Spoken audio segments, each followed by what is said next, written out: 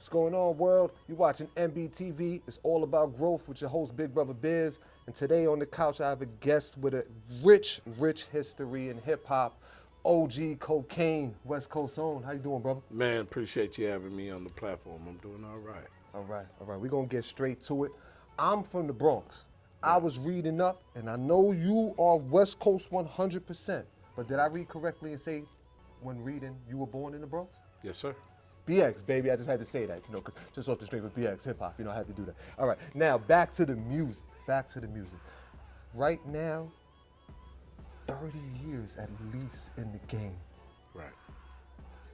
What would you say was the #1 recipe for having a career with longevity like that? I mean, love what you do or don't do it at all. You know, you got to be able to love music, just like Brother Skitso touched on. Because there's highs and lows. It's a roller coaster ride in this game. Mm-hmm. And, I was blessed enough to have music embedded in my chromosomes. You feel me? My father was an established writer at Motown, orchestrator, arranger. His name is Jerry B. Long, and I'm Jerry Jr. So he comes from Motown.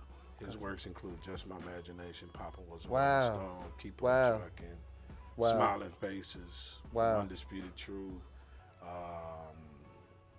and plus my uncle was Willie Hutch, the great Willie Hutch, who did I'll Be There, wrote for them, the Jacksons, I Choose You, did the score for every P that know about the Mac movie, they know about Willie Hutch. Gotcha. He did that whole thing, I Choose You, all that.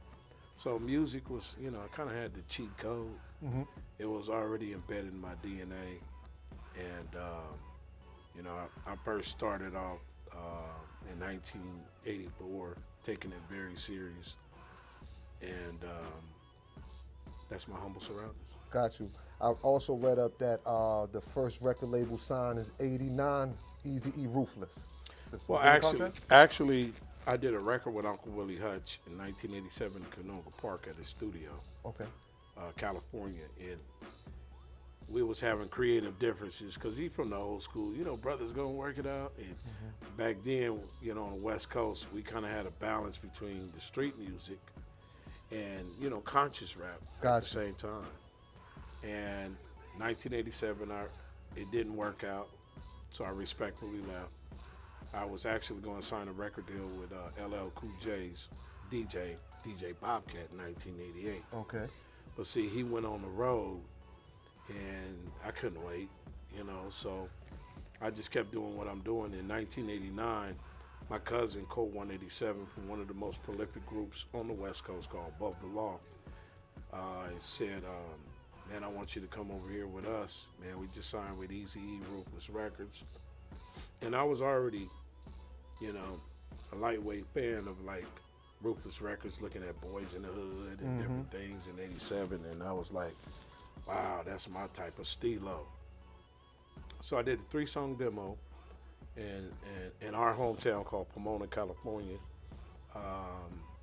They shot it to Eazy-E through a cat named Laylaw, who rested in peace. He's a contributing member of NWA. And it didn't take long for me to get signed. Eric thought I was different because I was rapping and singing long before your Drakes and all that stuff in the early 80s. And he thought I was like, damn, this nigga sound like George Clinton, Rick James, Curtis Mayfield, and this nigga Bus. That was the type of energy. So once I signed, it was a beautiful situation at Ruthless. Got a chance in '89 to go to London. London, imagine that. Music take you all over the world. Oh my God, it was crazy because that was the first time I seen something so big, man. We coming out the back of the stage and it's like 10,000 people there, and we getting mobbed in the alley like on some Beatles shit in '89. So I was like, okay, I'm exactly where I need to be. Yeah. It's exciting, and that was when I first signed to Ruthless Records. Okay. Now, I was just about to ask you, could you give us one of the most memorable moments of your journey? Oh, there's millions of them. Millions. That's a blessing in itself to have so many that it's almost hard to pull from. Well, I'll tell you what, when we got to London,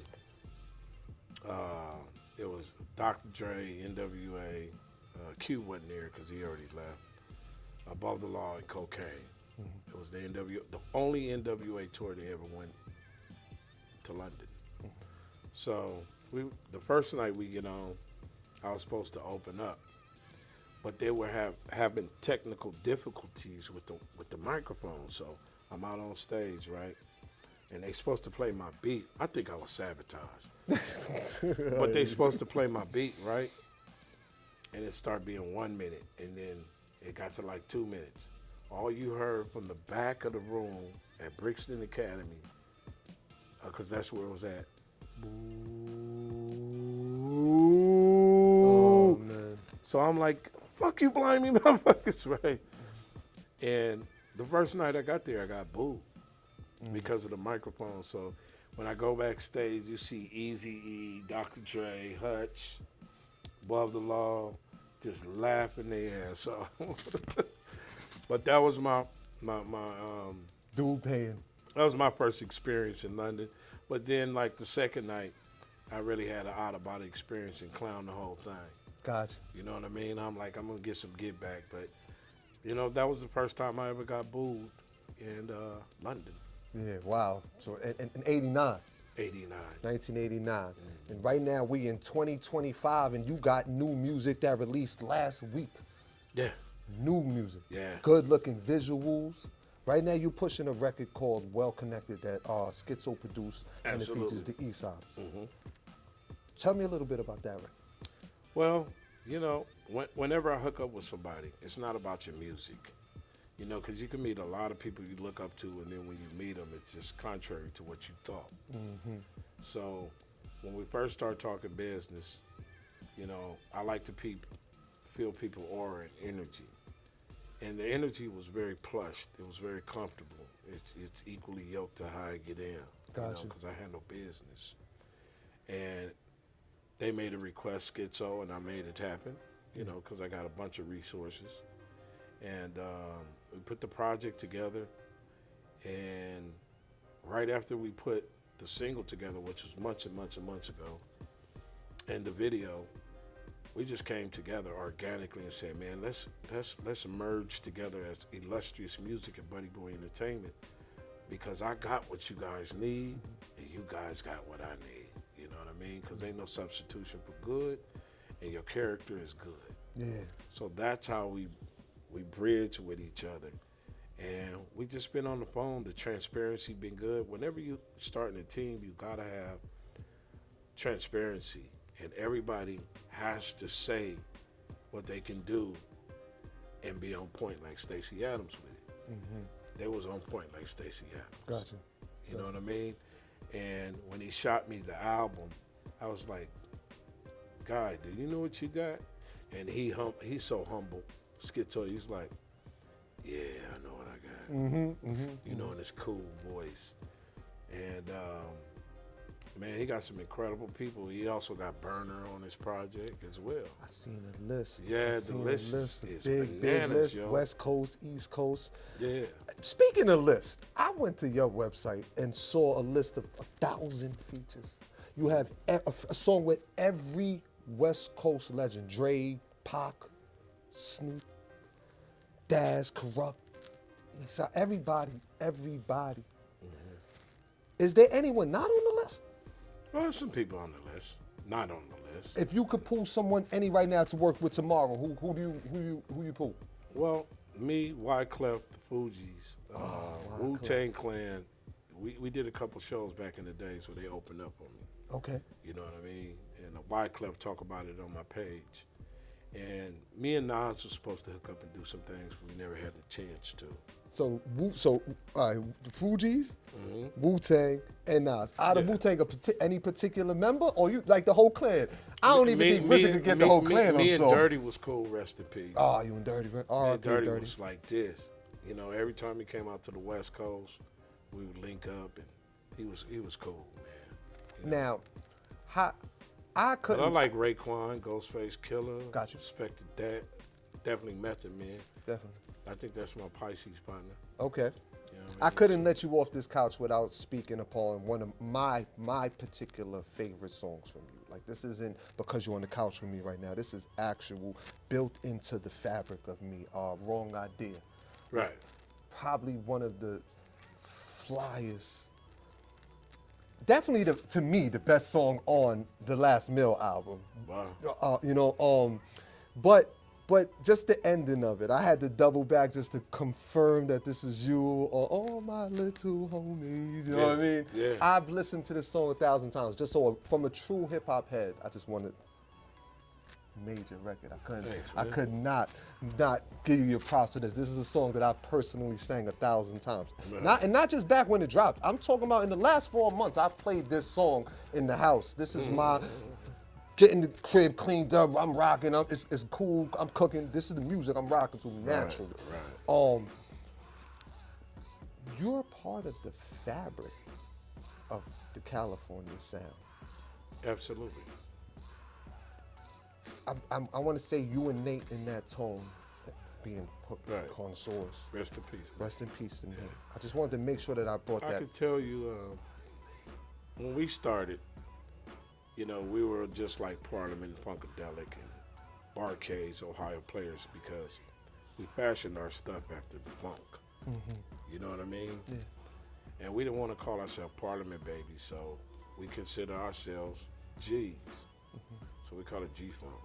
Yeah. At that time in '89, we were working out of a studio called Audio Achievements, where NWA had their studio.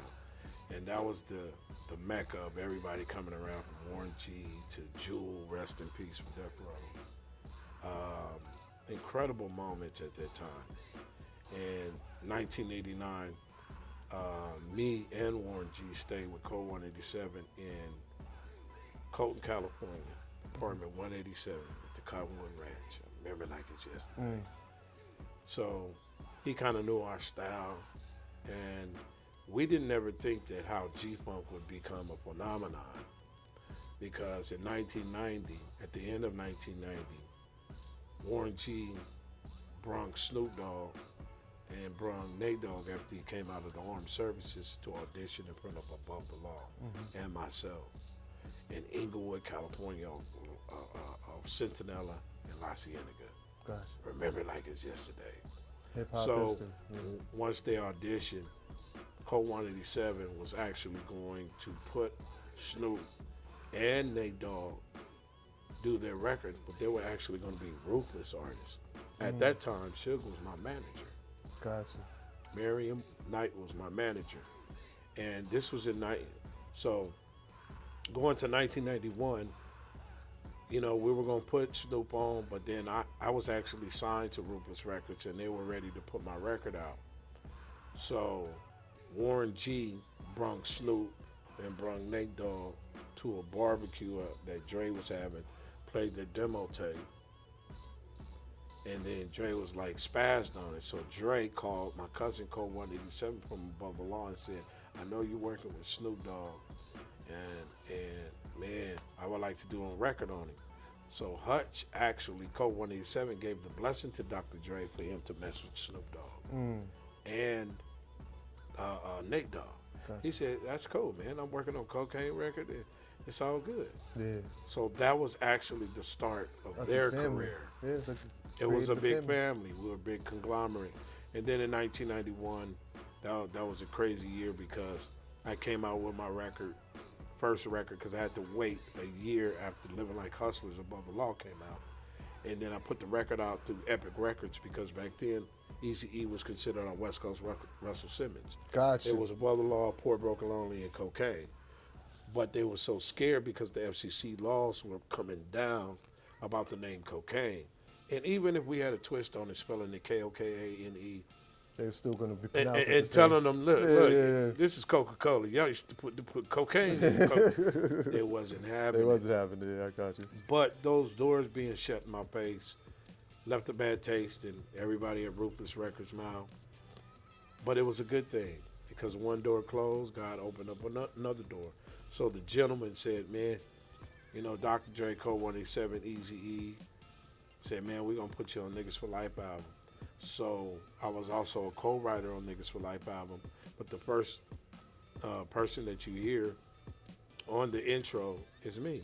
I do a character called Sweet Talk that I introduce. Yeah. While I ride y'all across the USC Compton watch, they don't even know no walk in the Yeah, shadow. no doubt. Tell the pussy will you shift, man. Feel the bomber clot mob. You know, we was doing all that shit.